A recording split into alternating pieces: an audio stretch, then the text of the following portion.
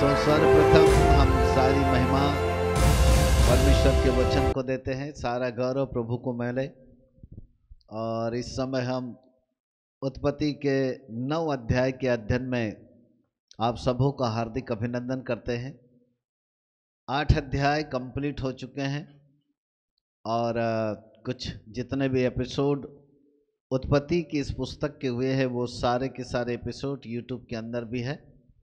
और परमेश्वर आप सबों को बहुत बहुत आशीष प्रदान करे, क्योंकि काफ़ी लोग जो है यूट्यूब में भी देख रहे हैं और वहाँ से वे लोग आशीष पा रहे हैं। उसके लिए हृदय की गहराई से धन्यवाद देते हैं। इस समय हम अपने अध्ययन को आगे बढ़ाएंगे। आज हम उत्पत्ति के 9 अध्याय में हैं और उत्पत्ति का 9 अध्याय जल प्रलय के बाद नूह की जो वंश यहाँ पर तैयार हुए उनका वर्णन अब सामने आ रहा है। और इस 9 अध्याय में परमेश्वर ने किस प्रकार से अपनी योजना को विस्तृत किया है उसका भी प्रगटीकरण यहाँ पर है। विशेषकर उत्पत्ति के 9 अध्याय में अद्भुत गहरे रहस्यों को समझने के लिए हमको मिलेगा। और यहाँ पर परमेश्वर की नई आशीष, एक पृथ्वी के ऊपर नया जीवन, साथ ही साथ इंद्रधनुष की प्रतिज्ञा और हाम के पुत्र कनान के विषय में उसकी भविष्यवाणियाँ, ऐसी बहुत सारी चीज़ों का वर्णन इस पुस्तक के अंदर मिलेगा। इस पुस्तक को कहानी के आधार पर हम एक एक वचन के आधार पर नहीं पढ़ेंगे, लेकिन इस पुस्तक को हम अलग अलग महत्वपूर्ण बिंदुओं के आधार पर अलग करेंगे।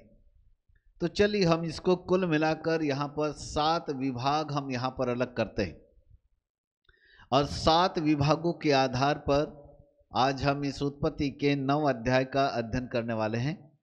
और ध्यान रहे आप सबके लिए एक महत्वपूर्ण सूचना भी है, क्योंकि इसके बाद 10 और 11 अध्याय भी कुछ ऐसे ही हैं, रहस्यों से भरे हैं। लेकिन 12वें अध्याय से अब्राहम का चरित्र सामने आने वाला है और जो हमारे कुल पिता है, आशीषों का मूल है, वहाँ से आएंगे।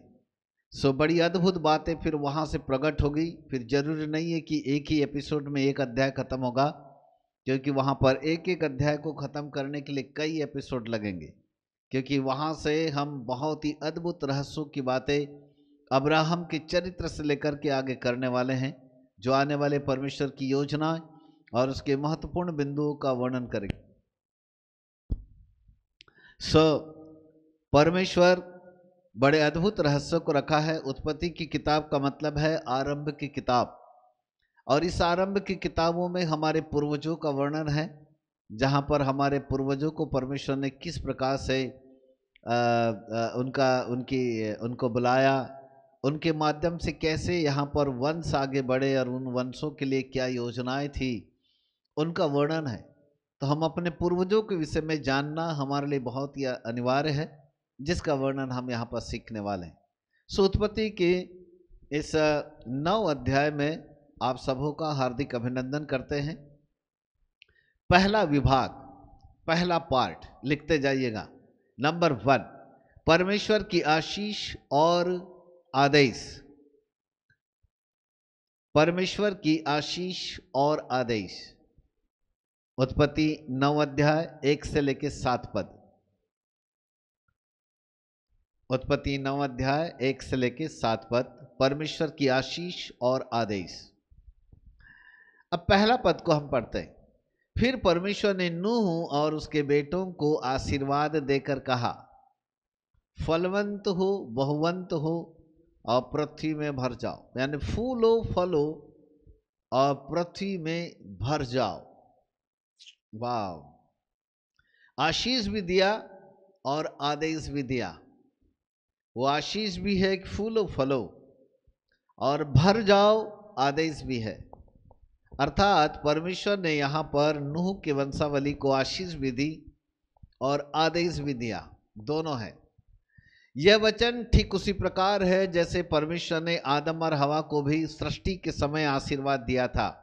उत्पत्ति की किताब उसका पहला अध्याय उसके 28 पद को यदि हम पढ़ें तो वहाँ पर भी परमेश्वर ने आदम और हवा को ब्लेस किया था और कहा था, फूलो फलो और पृथ्वी में भर जाओ। सो परमेश्वर चाहता है कि हम फूले फले और संपूर्ण पृथ्वी में भर जाएं।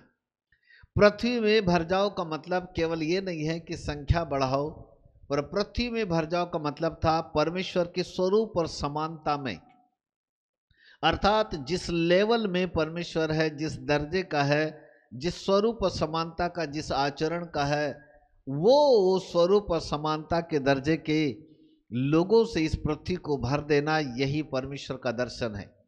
परमेश्वर का दर्शन उत्पत्ति के पहले अध्याय के 28 पद में सामने आता है।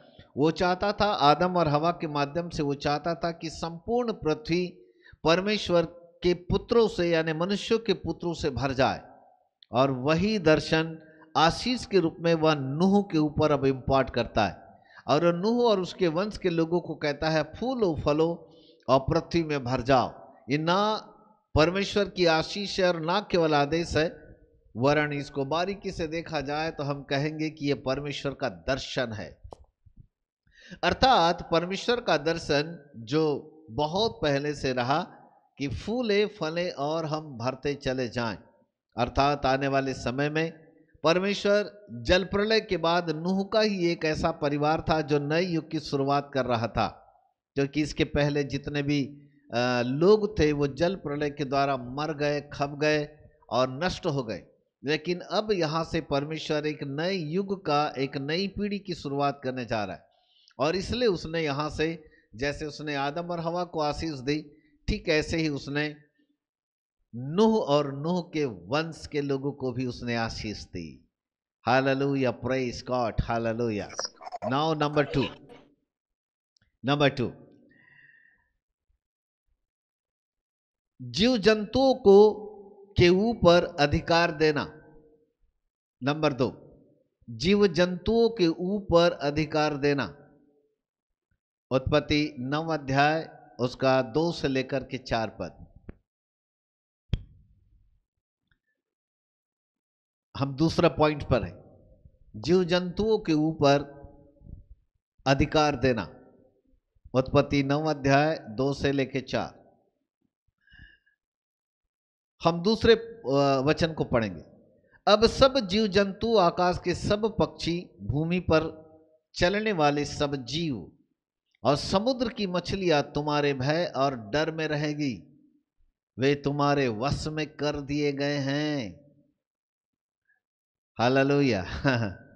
जितने भी पृथ्वी के ऊपर जीव जंतु थे, आकाश के सब पशु पक्षी थे, भूमि पर चलने वाले जितने भी जीव थे, समुद्र की मछलियां थी, परमेश्वर ने नूह और नूह के वंश के लोगों को कहा कि ये सब कुछ तुम्हारे अधिकार में कर दिए गए, तुम्हारे वश में कर दिए गए, अर्थात तुम इन्हें मार कर खा सकते हो। अर्थात उनको मार कर खाने की या उनके ऊपर अधिकार रखने की अनुमति परमेश्वर की ओर से मिली, और मनुष्य जो है इन तमाम जीव जंतुओं को, जल प्राणियों को या पशु पक्षियों को मार कर खाने लगे, क्योंकि परमेश्वर की ओर से उनको ये अधिकार मिला था। दूसरे शब्दों में कहा जाए तो परमेश्वर की अनुमति से ही मनुष्यों के बीच में मांसाहारी प्रवृत्ति आई, यानी लोग मांस खाने वाले बने। एक मांसाहारी प्रवृत्ति परमेश्वर की ओर से आई। जल प्रलय से पहले मनुष्य केवल शाकाहारी था, लेकिन जल प्रलय के बाद परमेश्वर अब मांस खाने की अनुमति उनको प्रदान कर रहे हैं। परंतु ध्यान रहे, परमेश्वर ने कहा खून नहीं खाना। चौथा पद को पढ़ते हैं, 9:4। मयूर, पास्टर मयूर, बाइबल 9:4 कुछ वचन। हाँ, पर मांस को प्राण समेत, अर्थात लहू समेत तुम न खाना। हाँ, परंतु मांस को लहू के साथ मत खाना, लहू के साथ मत खाना। देखिए, भविष्यवाणी थी। परमेश्वर ने जानबूझ करके खून खाने के लिए मना किया था। मांस खाना, लेकिन मांस के साथ खून मत खाना। यह संकेत करता है कि खून में जीवन है, अर्थात भविष्यवाणी का एक भविष्य सूचक पाया जाता था कि आने वाले समय में मसीह यीशु का एक लहू बहाया जाएगा, और जो समस्त मनुष्य जाति के लिए उद्धार का कारण होगा। इसलिए समस्त मनुष्य जाति के लिए कानून था कि वह मांस खाए परंतु लहू न पिए। किसी भी प्राणी का लहू पीना उनके लिए मना था। और इस प्रकार से परमेश्वर ने उत्पत्ति के 9 अध्याय में एक बहुत ही अच्छी विचित्र व्यवस्था बनाया था। Now number 3, praise God, hallelujah. 3, तीसरा महत्वपूर्ण बिंदु है मानव जीवन का मूल्य और हत्या की मनाही। लिख लीजिएगा, तीसरा विभाग, मानव जीवन का मूल्य और हत्या की मनाही। उत्पत्ति 9 अध्याय 5 और 6 पद। उत्पत्ति 9, 5 और 6 पद। 6वां पद पढ़ते हैं। जो मनुष्य का लहू बहाएगा उसका भी मनुष्य के द्वारा लहू बहाया जाएगा, क्योंकि परमेश्वर ने मनुष्य को अपने स्वरूप के अनुसार बनाया है। मनुष्य परमेश्वर का प्रतिरूप है, मनुष्य परमेश्वर की प्रतिमा स्वरूप है, और इसलिए परमेश्वर ने मनुष्य की हत्या करने के लिए पाप कहा। उसने एक नियम बनाया कि मनुष्य का जीवन बहुत ही मूल्यवान है। जितने पशु पक्षी है, जीव जंतु है, उनको तो तुम मार के खा सकते हो, लेकिन मनुष्य की हत्या मत करना, उनका लहू मत बहाना, क्योंकि मनुष्य परमेश्वर की प्रतिमा स्वरूप है, उसका स्वरूप है, उसके अनुसार बनाया गया है। इसलिए परमेश्वर ने मनुष्य की हत्या करने को एक गंभीर अपराध बोला। उसने कहा कि जो मनुष्य की हत्या करेगा उसकी भी हत्या की जाएगी, जो मनुष्य का लहू बहाएगा उसका भी लहू बहाया जाएगा। आगे ये व्यवस्था निर्गमन 20:13 में मिलती है, और नए नियम में 5वां अध्याय, मत्ती का 5वां अध्याय 21-22 में भी मिलता है। मत्ती 5, 21-22, निर्गमन 20:13। आगे ये नियम वहाँ पर प्रभु यीशु मसीह ने लागू किए, क्योंकि किसी भी मनुष्य की हत्या न किया जाए कि व्यवस्था बनाई गई। ये था तीसरा विभाग। उत्पत्ति के 9 अध्याय का मुख्य और चौथा विभाग था इंद्रधनुष की प्रतिज्ञा। इंद्रधनुष की प्रतिज्ञा 9 अध्याय उसका 8 से लेकर के 17 पद। 9 अध्याय उसका 8 से लेकर के 17 पद।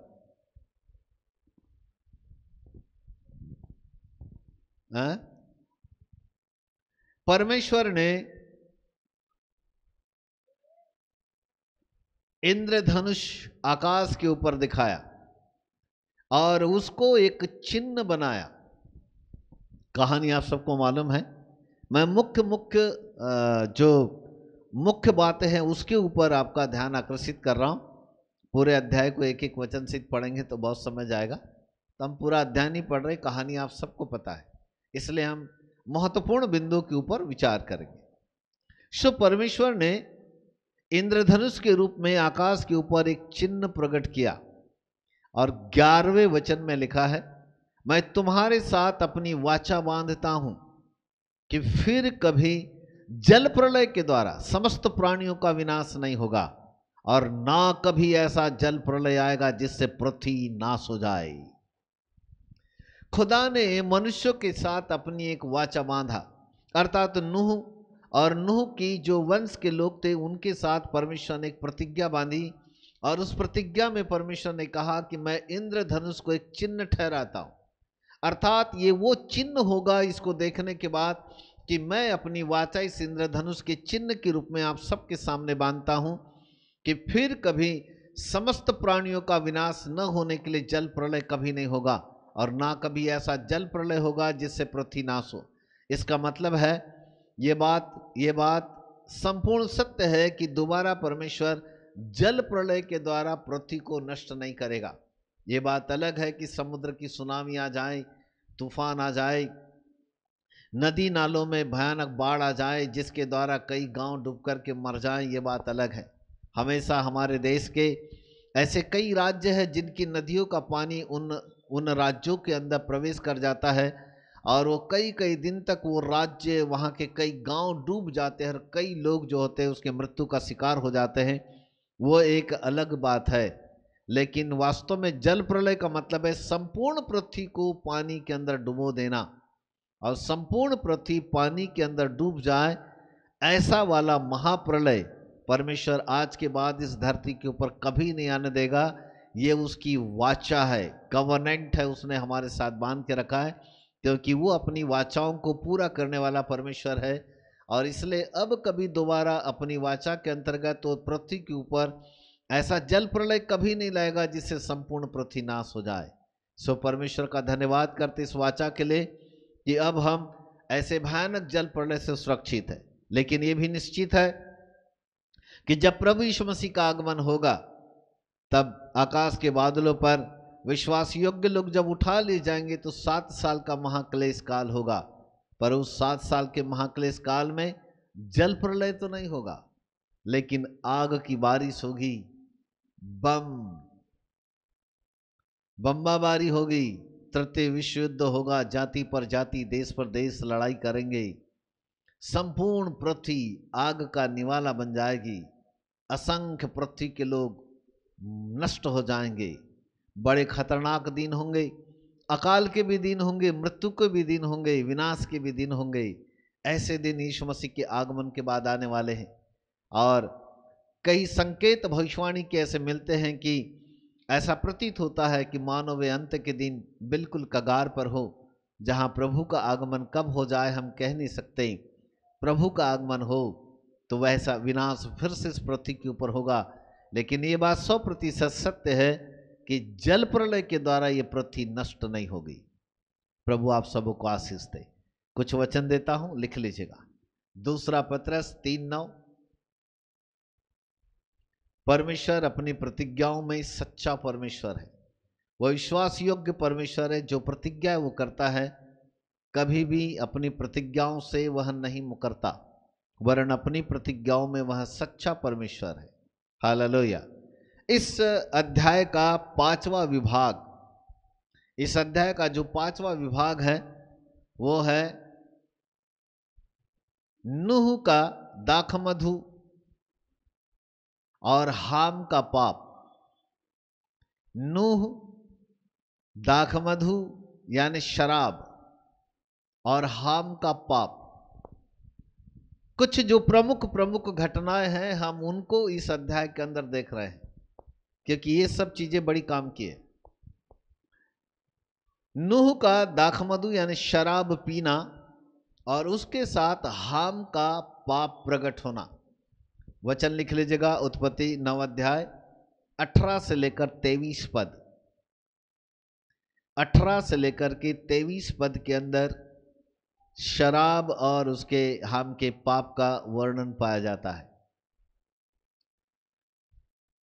चलिए हम थोड़ा इसको पास्टर मयूर जरा पढ़ेंगे तो ज्यादा अच्छा होगा। 19 या 18 पद से पढ़ दीजिए फटाफट। हाँ। नूह के पुत्र जो जहाज में से निकले, हाँ, वे शेम, हाम और येपेत थे। हाँ, और हाम कनान का पिता हुआ। हाँ, नूह के 3 पुत्र ये ही है और इनका वंश पृथ्वी पर फैल गया। हाँ। वो किसानी करने लगा, उसने दाख की लगाई। बराबर। नूह किसानी करने लगा और नूह ने दाख की खेती लगाई। हाँ। और वह दाख मधु पीकर मतवाला हुआ। वाह। बाइबल कहती है कि नूह दाख मधु पीकर यानी अंगूर के द्वारा बनाई जाने वाली शराब उसको पीकर मतवाला हो गया। मतवाला हो गया बोलने से नशे में चूर हो गया। चलो आगे। हाँ। और अपने तंबू के भीतर नंगा हो गया। ओह, दर्दनाक बात। वो अपने तंबू के भीतर नंगा पड़ा रहा। मेरे प्रिय प्रभु के बालकों, नूह का नशे में होना मनुष्य जाति की कमजोरी को दर्शाता है। हर एक मनुष्य पाप के ऊपर प्रबलता का जीवन जिए ये जरूरी नहीं है। हाँ, प्रभु यीशु मसीह के लहू के माध्यम से प्रभु ने हमको पाप के ऊपर अधिकार दिया है कि हम पाप ना करें, परंतु फिर भी प्रत्येक मनुष्य पाप के ऊपर अधिकार रखे ये अवश्य नहीं है। कहीं न कहीं लोग कमजोर हो जाते हैं, पाप पूर्ण दशा में कहीं न कहीं वो फंस जाते हैं। यहाँ नूह का भी पाप की प्रवृत्ति में फंस जाना नूह की कमजोरी का प्रकटीकरण है। मनुष्य शारीरिक होने के नाते कहीं न कहीं कमजोर है, वो कहीं न कहीं अपने पाप में फंस जाता है। सो बाइबल ऐसा कहती है कि कोई भी पूर्ण व्यक्ति नहीं है। कहीं न कहीं हम सब अधूरे हैं, कहीं न कहीं पाप की आनुवांशिकताएं हमारे जीवन के अंदर विद्रोह पैदा कर सकती है और किसी न किसी प्रकार से वह हमारे जीवन के लिए नुकसान का कारण बन सकते हैं। यहाँ एक बड़ा विचित्र बात हो गई कि नूह ने जो खेती करने लगा, दाख की खेती करने लगा, और बाइबल कहती वह शराब पीकर, दाखमधु पीकर मतवाला हो गया। ठीक है, थोड़ा आगे पढ़ेंगे पास्टर मयूर। हाँ। तब कनान के पिता हाम ने हाँ अपने पिता को नंगा देखा और बाहर आकर अपने दोनों भाइयों को बतला दिया। अब तब कनान के पिता हाम ने अपने पिता को नंगा देखा और बाहर जाकर अपने दोनों भाई को यानी एपेत को और सेम को, दोनों को उसने बताया। थोड़ा आगे पढ़े। तब शेम और येपेत दोनों ने कपड़ा लेकर अपने कंधों पर रखा। तब शेम और एपेत, ये दोनों भाइयों ने अपने कंधे पर कपड़ा रखा, यानी उल्टे बदन आए वो लोग। और पीछे की ओर उल्टा चलकर अपने पिता के नंगे तन को ढांप दिया। और पीछे की ओर उल्टा चल करके आए ताकि वो अपने पिता के नग्न बदन को देखने न पाए, वरन उन्होंने उल्टा चल करके आए और उन्होंने अपने पिता के नग्न बदन को ढांप दिया। हालेलुया। और मुख पीछे किए हुए थे, इसलिए उन्होंने अपने पिता को नंगा न देखा। और उनके मुख जो थे पीछे की ओर थे, इसलिए उन्होंने अपने पिता को नग्न हालात में नहीं देख पाए। परंतु हाम ने देखा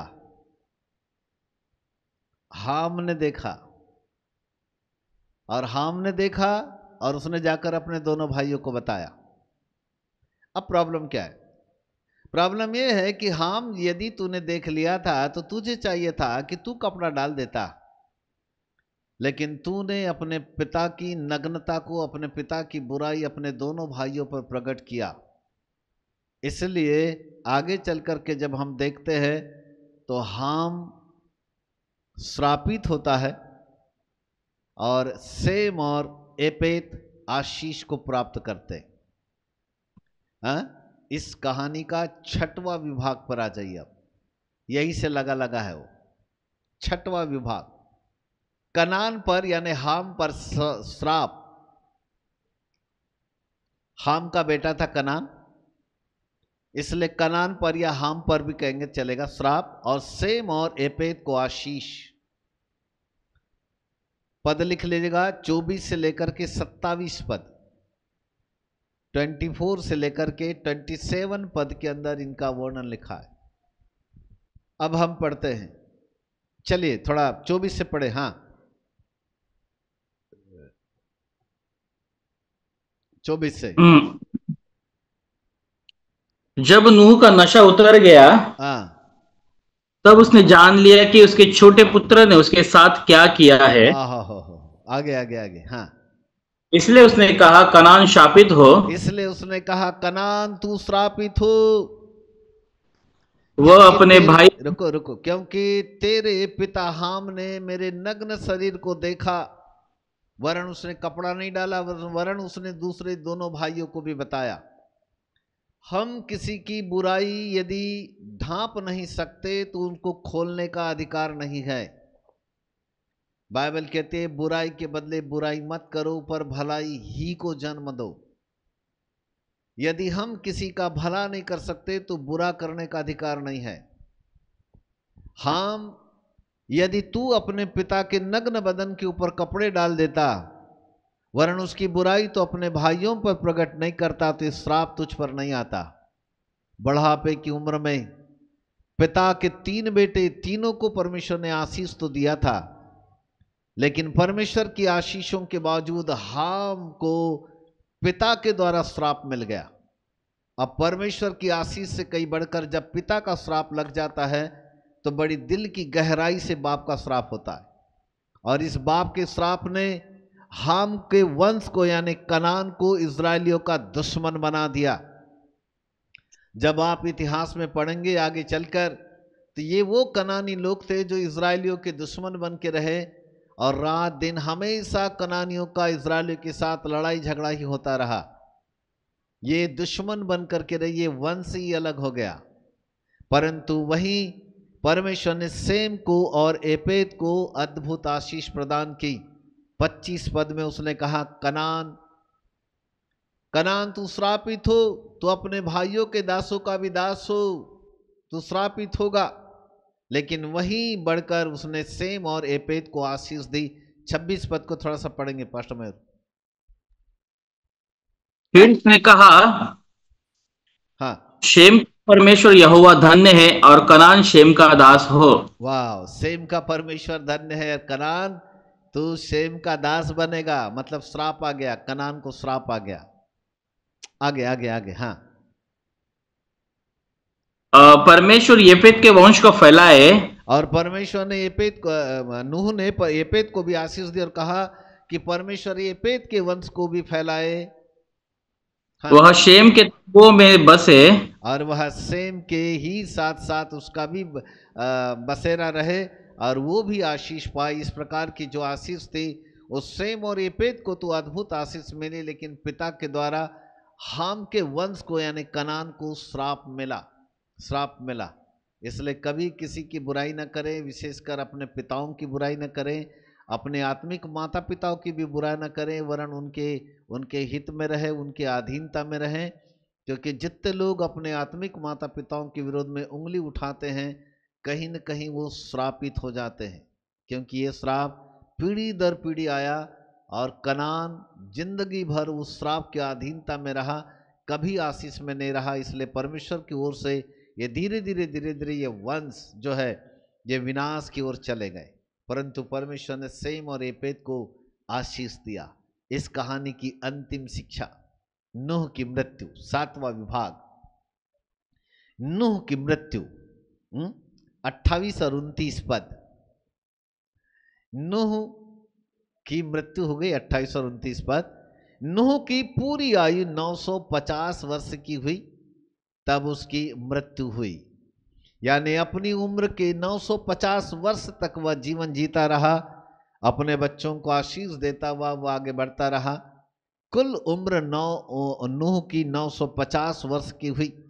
बाइबल कहती 950 साल की उम्र तक नूह ने अपने अद्भुत वंशावलियों को देखा, अपने बेटों को देखा, अपने नाती पोतों को देखा, परपोतों को देखा, बड़ी वंशावलियों को उसने देखा।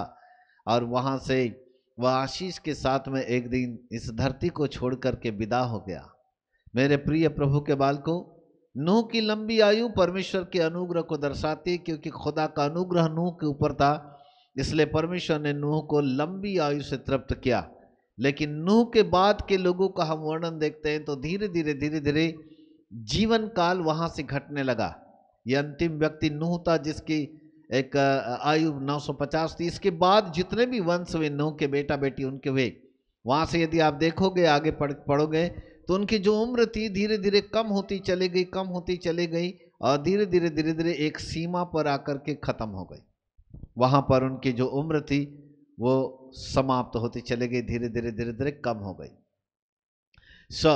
प्रभु आप सबको आशीष दे।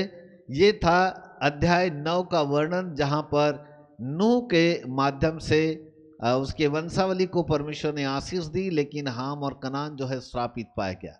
इंद्रधनुष इस अध्याय का मुख्य चिन्ह पाया गया, क्योंकि परमेश्वर ने इंद्रधनुष को चिन्ह नहीं मानकर एक चिन्ह दिया और प्रतिज्ञा बांधी, वाचा बांधी कि आज के बाद मैं इस पृथ्वी के ऊपर कभी भी जल प्रलय नहीं करूंगा।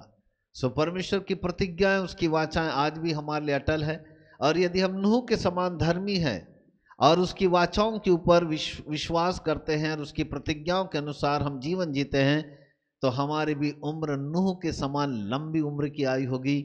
हम भी अपने नाती पोतों परपोतों को देखेंगे और पूरी जिंदगी का आनंद लेकर सुख के साथ में विश्राम कर जाएंगे, क्योंकि परमेश्वर का अनुग्रह जैसे नूह के ऊपर था वैसे ही उसका अनुग्रह हमारे जीवन के ऊपर होगा। नूह के समान धर्मी प्रवृत्ति का व्यक्ति बने, अपने आचरण और अपने स्वभाव में परमेश्वर की धार्मिकता को लेकर क्या उसकी पवित्रता में चले, उसके वचनों के अनुसार चले, ताकि नूह के समान जीवन हो और नूह के समान हम आशीष पाए।